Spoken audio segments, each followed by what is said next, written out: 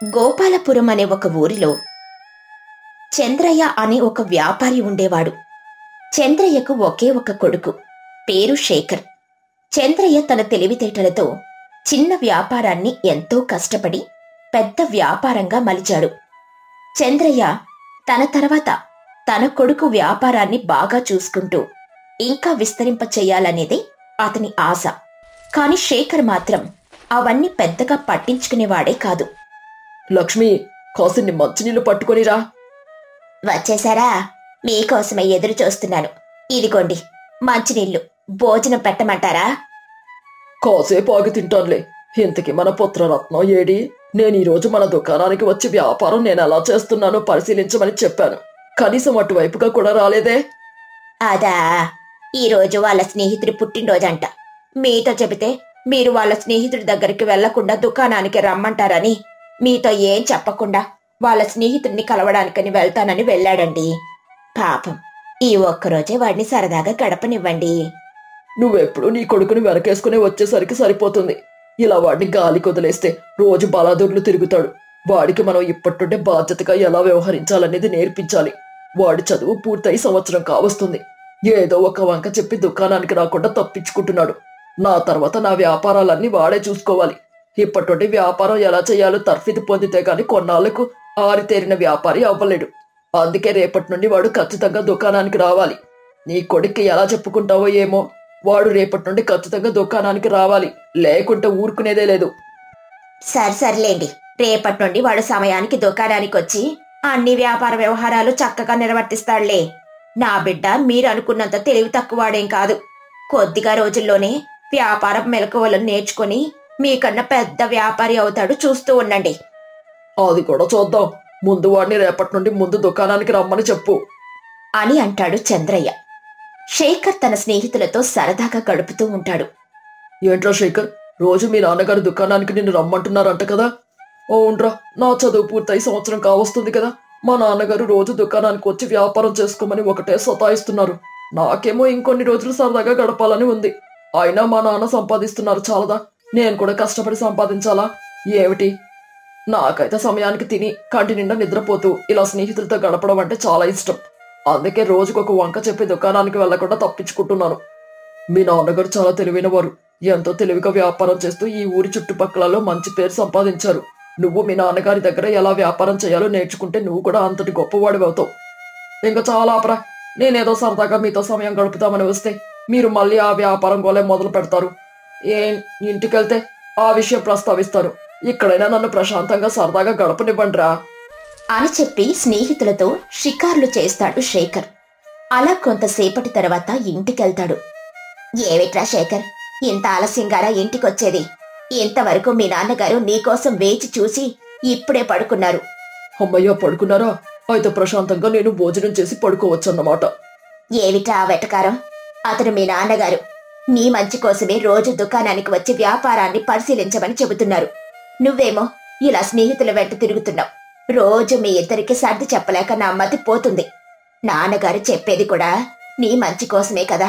రేపటి నుండి నువ్వు నాన్నగారు చెప్పినట్టుగా దుకాణానికి వెళ్లి వ్యాపారాన్ని ఎలా చేస్తున్నారో ఎలా చెయ్యాలో తెలుసుకోవాలి. ఇంకా నీ సరదాలన్నీ కట్టిపెట్టి వ్యాపారంపై దృష్టి పెట్టు. ఇది నీకు మన కుటుంబానికి చాలా మంచిది. అది కాదమ్మా, ఇంకొన్ని రోజులు. ఇంకేం మాట్లాడుకురా. రేపటి నుండి నువ్వు ఖచ్చితంగా దుకాణానికి వెళ్తున్నావు. ఇది మీ నాన్నగారి ఆజ్ఞ. లేకపోతే మీ నాన్నగారికి కోపం వస్తుంది. ఇంకా నేనేం చేసేది లేదు. రేపటి నుండి నువ్వు దుకాణానికి వెళ్లి తీరాలంతే అని అంటుంది. ఇంక చేసేదేమీ లేక దుకాణానికి వెళ్లడం తప్పదని అనుకుంటాడు శేఖర్. ఆ మరుసటి రోజు చంద్రయ్య వ్యాపారాల్లో ఒకటైన ముఖ్యమైన నగల దుకాణానికి వెళ్తాడు. చంద్రయ్య ప్రతి కదలికను గమనిస్తూ ఉంటాడు శేఖర్. చంద్రయ్య దుకాణానికి నగలు కొనడానికని అదే ఊర్లో ఉంటున్న కాంతం వస్తుంది. నమస్కారం కాంతమ్మ గారు, రండి, వచ్చి కూర్చోండి. చెప్పండి, కొత్త కొత్త రకాలు నగలొచ్చాయి, ఒక్కసారి చూస్తారా? నాకొక మంచి ముత్యాల హారం కావాలి. మీ దగ్గర ఎన్ని రకాల ముత్యాల హారాలున్నాయో అవన్నీ చూపించండి. అందులో నాకు నచ్చింది తీసుకుంటాను. అలాగేనండి. శేఖర్, లోపల నుండి ముత్యాల హారాలు తీసుకుని వచ్చి కాంతమ్మ గారికి చూపించు. అలాగే నాన్న. శేఖర్ లోపల నుండి రకరకాల మంచి ముత్యాల హారాన్ని తెచ్చి కాంతమ్మకు చూపిస్తాడు. కాంతమ్మ అవన్నీ చూసి నిట్టూరుస్తూ ఇలా అంటుంది.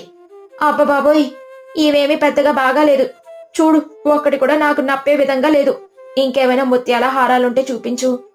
అప్పుడు శేఖర్ తన మనసులో ఇలా అనుకుంటాడు. ఇదేంటబ్బా, ఇన్ని రకాల ముత్యాల హారాలు చూపించినా ఈవిడ అస్సలు నచ్చడం లేదు. ఈవిడకి ఒక పట్టాన ఏది నచ్చదనుకుంటా. ఇంకా ఈ రోజు ఈవిడకి ఒక్క నగ కొన్నట్టే అని అనుకుంటూ ఇంకొన్ని 2-3 రకాల ముత్యాల హారాలలో చూపిస్తాడు. అవి కూడా కాంతమ్మకు నచ్చవు. ఇంకా శేఖర్ ఈవిడ కొనేటట్టు లేదని గట్టిగా అనుకుంటాడు. అదంతా గమనిస్తూనే ఉంటాడు చంద్రయ్య. ఇంక తను కల్పించుకోక తప్పదని అనుకుని ఒక ముత్యాల హారం వైపు చూపిస్తూ ఇలా అంటాడు. ఒరే శేఖర్, ఆ ముత్యాల హారం ఎందుకు తెచ్చావురా? అది పక్క ఊరి ప్రెసిడెంట్ గారి భార్య ప్రత్యేకంగా చేయించుకున్న ముత్యాల హారం. అది అలాంటి ముత్యాల హారం ఈ చుట్టుపక్కల ఎవరికీ లేదు. దానిని ఎన్నో రోజులు కష్టపడి ప్రత్యేకంగా తయారు చేయించాం. అది తీసుకొచ్చి కాంతమ్మ గారి ముందు పెట్టావేంటి? కొంపదీసి ఆవిడికి అది నచ్చిందంటే ప్రెసిడెంట్ గారి భార్య ఊరుకోదు. వెంటనే 4 పెట్టల ముత్యాల హారం లోపల పెట్టు అని అంటూ శేఖర్ని చూసి కన్ను కొడతాడు. శేఖర్ అయోమయంగా చూసి ఆ ముత్యాల హారం లోపలికి తీసుకెళ్లబోతుంటే చంద్రయ్య మాటలన్నీ విన్న కాంతమ్మ వెంటనే కల్పించుకుని ఇలా అంటుంది. ఆగు బాబు శేఖర్, ఆ ముత్యాల హారాన్ని ఎక్కడికి తీసుకుని వెళ్ళొద్దు. ఆ హారం నాకు చాలా నచ్చింది. చంద్రయ్య గారు, అచ్చం ఇలాంటి హారాన్ని ఆ పక్కుని ప్రెసిడెంట్ గారి భార్యకు మరొకటి చెయ్యండి. ఇదైతే నాకెంతో నచ్చింది. నేను దీనిని కొనుక్కుంటాను. దయచేసి నా మాట కాదనకండి. అయ్యయ్యో, అలా నన్ను ఇరకాటంలో పెట్టేయకండి కాంతమ్మ గారు. అసలే పక్క ఊరు ప్రెసిడెంట్ గారి భార్య ఎంతో ముచ్చటపడి ఈ నగ ప్రత్యేకంగా తయారు చేయించుకుంటున్నారు. మరో 2 రోజుల్లో వచ్చి మొత్తం డబ్బులు చెల్లించి నగను తీసుకుని వెళ్తారు. ఇప్పుడు అకస్మాత్తుగా ఇది మీకు నచ్చింది అని నేను ఇవ్వలేను కదా. పైగా దీని విలువ చాలా ఎక్కువ. ఇలాంటి విభిన్న ముత్యాల హారం మీరు ఎక్కడా చూసుండ్రు. అందుకే దీని ధర విలువ చాలా ఎక్కువగా ఉంటుంది. అదంతా నాకు తెలీదు. నా పక్క ఊరు ప్రెసిడెంట్ గారి భార్య ఎంత ధర చెల్లిస్తానంటే దానికి ఇంకొంచెం ఎక్కువ మొత్తం కలిపి మీకు ఇప్పుడే ఒకేసారి అంతా చెల్లిచ్చేస్తారు. నాకు ఆ హారం కావాల్సిందే. కావాలంటే మీరు ఇంకొక హారాన్ని ఆ 2 రోజుల్లో ఆవిడ కోసం ప్రత్యేకంగా చేయించుకోండి. సరే, ఏం చేస్తాం? మీకు ముత్యాల హారం అంతగా నచ్చింది అంటున్నారు కాబట్టి, పైగా మీరు మా వద్ద ఎప్పటి నుండో నగలను కొనే ఖాతాదారులు కాబట్టి మీకు నేను ఈ నగనిస్తున్నాను అని అంటాడు. దాంతో కాంతమ్మ చాలా సంతోషిస్తుంది. ఇదిగోండి, మొత్తం డబ్బులు చెల్లిచ్చేస్తున్నాను అని మొత్తం డబ్బులు చంద్రయ్య చేతిలో పెడుతుంది. చంద్రయ్య తీసుకుని నవ్వుతూ ఆ ముత్యాల హారాన్ని ఆమె చేతిలో పెడతాడు. ఆమె సంతోషంగా వెళ్ళిపోతుంది. అసలు అక్కడ ఏం జరుగుతుందో ఏమీ అర్థం కాని శేఖర్ అయోమయంగా తన తండ్రి వైపు చూస్తూ ఉంటాడు. అది గమనించిన చంద్రయ్య నవ్వుతాడు. నాన్నగారు, ఆ ముత్యాల హారాన్ని ప్రెసిడెంట్ గారి భార్య నిజంగానే ప్రత్యేకంగా చేయించుకున్నారా? అలా అయితే మీరు దానిని కాంతమ్మ గారికి ఎలా ఇచ్చేశారు? మరి 2 రోజుల్లో ప్రెసిడెంట్ గారి భార్య వస్తే మీరేం సమాధానం చెప్తారు? ఇంత కొంచెం సమయంలో అచ్చం అలాంటిది మరలా తయారు చేయలేం కదా. ఆ మాటలకు నవ్వుతూ చంద్రయ్య ఇలా అంటాడు. అసలు పక్క ఊరు ప్రెసిడెంట్ గారి భార్య ఎవరో నాకు తెలియదు. ఆవిడ నా దగ్గర ఎటువంటి ప్రత్యేకమైన ముత్యాల హారం చెయ్యమని చెప్పలేదు. అసలు విషయం ఏంటంటే, కాంతమ్మ గారికి ఒక పట్టాన ఏమీ నచ్చవు. ఆ విషయం నాకు బాగా తెలుసు. ఇక్కడ చిన్న కిటుకు ఉపయోగించాను. అదేమిటంటే, ఆ నగ చాలా ప్రత్యేకమైన ముత్యాల హారం అని. అలాంటి హారం ఈ చుట్టుపక్కల ఎవరూ వేసుకోలేదని, అది ప్రత్యేకంగా పక్క ఊరి ప్రెసిడెంట్ గారి భార్య చేయిస్తుందని అబద్ధం చెప్తాను. దాంతో అది ఎంతో ప్రత్యేకమైన హారం అని ఆవిడ అనుకుని వెంటనే ఆ హారం కావాలని చెప్పింది. నేను ఆవిడతో అలా అనకపోతే అసలు కొనకుండా వెనుతిరిగి వెళ్ళిపోయేవారు. నేను అలా చెప్పడం వల్లనే ఆవిడ వెంటనే ఒక మంచి ముత్యాల హారాన్ని కొనుక్కొని వెళ్ళింది. ఈ విధంగా ఎప్పటికప్పుడు వ్యాపారాన్ని మెలకువలతో వ్యాపారాన్ని సజావుగా చేసుకుని పోవాలి. అప్పుడే మనం అధిక లాభాలను గడించగలం. ఇన్ని రోజులు అందరూ మీ నాన్నగారు చాలా తెలివైన వ్యాపారి అంటే ఏమో అనుకున్నాను నాన్నగారు. కానీ మీరు నిజంగా చాలా తెలివైన వ్యాపారి. ఆ విషయం ఇప్పుడు నాకు అనుభవపూర్వకంగా తెలిసింది. నువ్వు వ్యాపారం ఎంత తెలివిగా చేస్తున్నప్పటికీ నిజాయితీ అన్నది కూడా వదిలిపెట్టకూడదు. నువ్వెంత తెలివిగా వ్యవహరించినప్పటికీ ఎవరిని మోసం చేయకుండా నాణ్యమైన వస్తువునే అమ్మాలి. అప్పుడే మరలా నీ దగ్గరికి ఖాతాదారులు వస్తారు. వ్యాపారంలో నీతి, నిజాయితీ, తెలివి ఈ 3 ఉండాలి.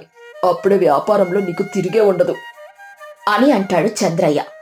ఆ రోజు నుండి ఎంతో శ్రద్ధగా వ్యాపార వ్యవహారాలన్నీ చాలా దగ్గర నుండి పరిశీలిస్తాడు శేఖర్. ఆ తర్వాత తన తండ్రిలాగే వ్యాపారాన్ని ఎంతో చక్కగా నిర్వర్తిస్తూ ఉంటాడు.